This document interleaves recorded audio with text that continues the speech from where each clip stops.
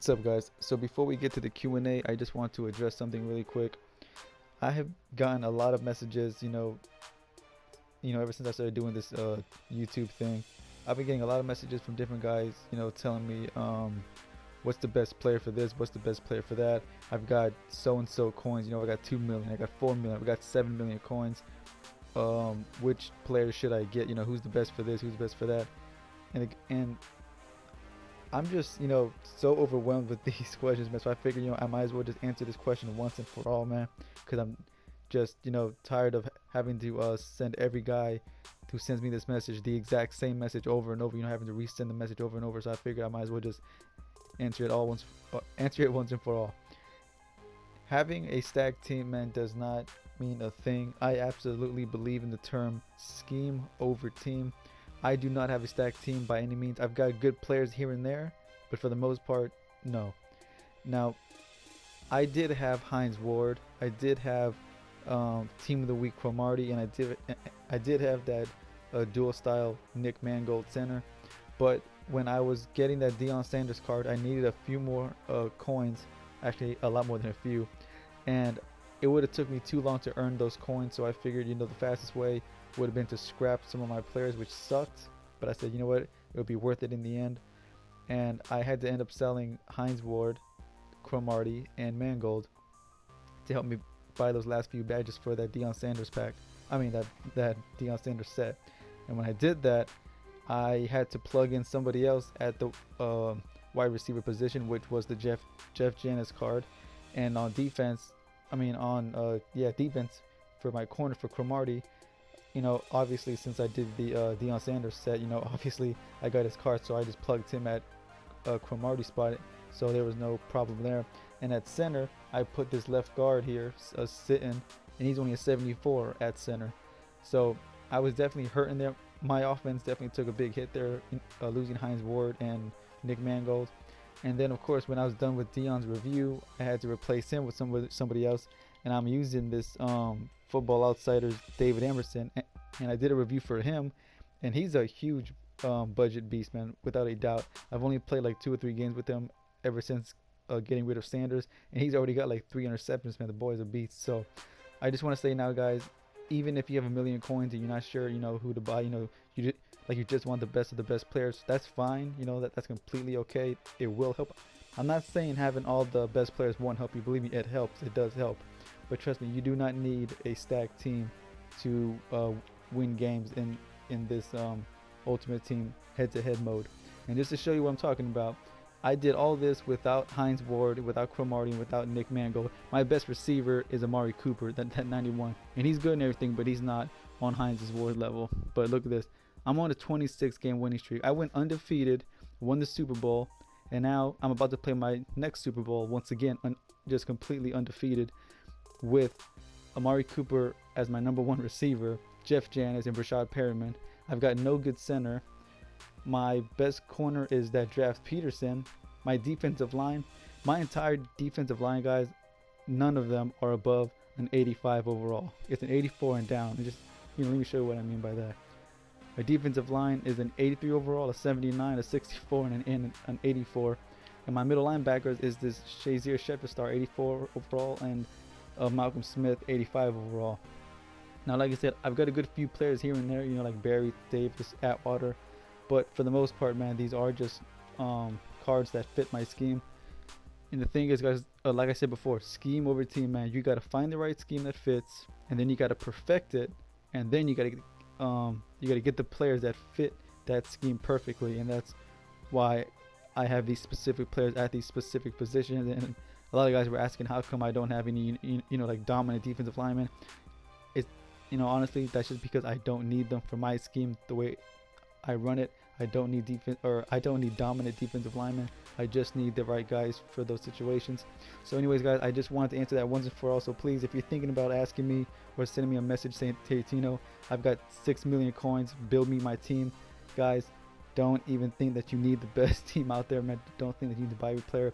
You need to find that out on your own. Obviously, I can't play the game for you. You have to play it yourself. Find out what you're good at, find out what you're not good at, and then just build off of that. Of course, I'm not saying to ignore your weaknesses. Whatever your weaknesses are, try to make those your strength. Build off of that, get better at it, so that way your opponents don't take advantage of your weaknesses. Anyways, guys, I just wanted to point that out, man. I just wanted to let you guys know, just because you don't have a good team, or have a lot of coins, does not mean that you cannot win. Just take this for example. Come on, I'm consistently going up against guys who have Bo Jackson, Deion Sanders, all these big time cards, and I'm still holding my own against those guys with this team. So always, guys, a scheme over team. But anyways, guys, that's enough of that, man. Let's get to this Q&A. First question is, can you do a review on 94 Hopkins? He's on the list. Kelvin Benjamin or Watkins? I'm not sure which Watkins you're talking about, but out of all of them, I would still say Benjamin, assuming you're talking about that throwback. How much do you think having 90 plus style matters, and what does it do? I think it definitely does help. It's not going to be a game changer for the most part, but it does, give you that extra, that little extra help. Also, what is your strategy with using D linemen? It's just, my scheme. And speaking of that, I definitely have gotten requests, for guys telling me, how do you run your scheme? Show me your scheme. The thing is, guys, I know some of you might not like what I'm about to say, but I don't believe in giving out your schemes. I know a lot of Madden YouTubers out there will say, hey, this is my scheme: an unstoppable nano, unstoppable B gap, unstoppable money play, this and that.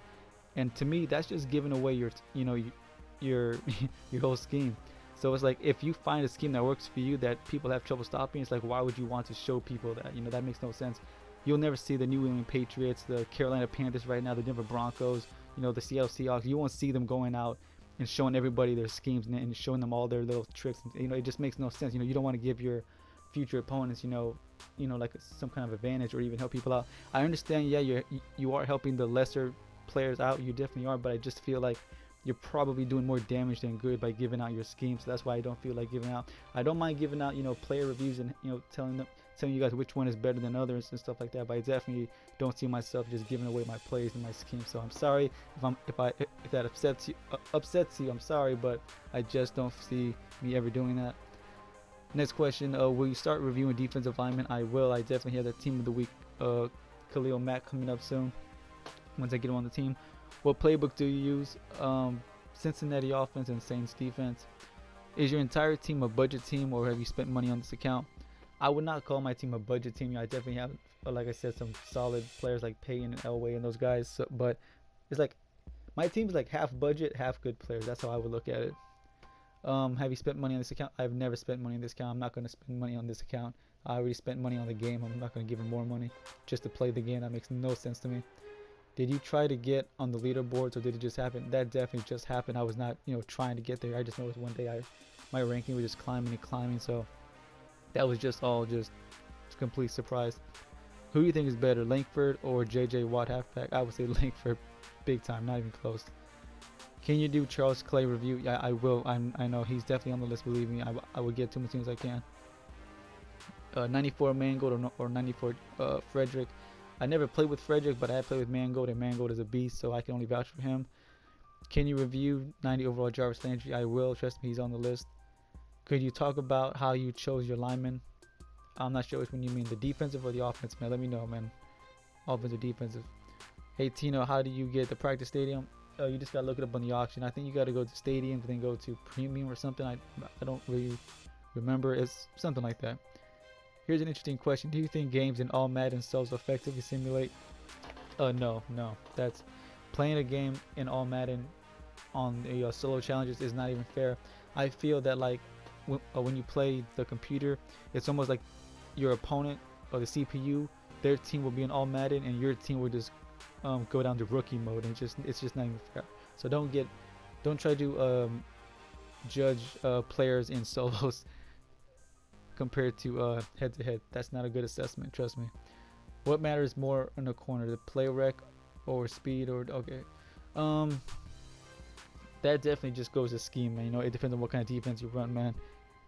In my scheme, it's all about height and speed. I really don't care about play rec and all that. Oh, and catching too. Like those three things: speed, height, and catching. That's all I care about. I don't really care about too much about man zone play rec, because there are man beaters out there. We all know there are specific plays that would just kill man. I've showed that Deion Sanders review, man, that there are plays that were just killing him. He has 100 man. You can't get better than that, 100 man, and he was still getting killed on certain plays. So I don't really care about zone or man. I just care about height, speed, and catching. That's all I care about. But that's just how my scheme works. This may go back to the stiff arm tutorial, but some backs didn't perform well as you proclaimed in the Madden solos. Yeah, that's what I just said, man. Solos are not a good way to judge players.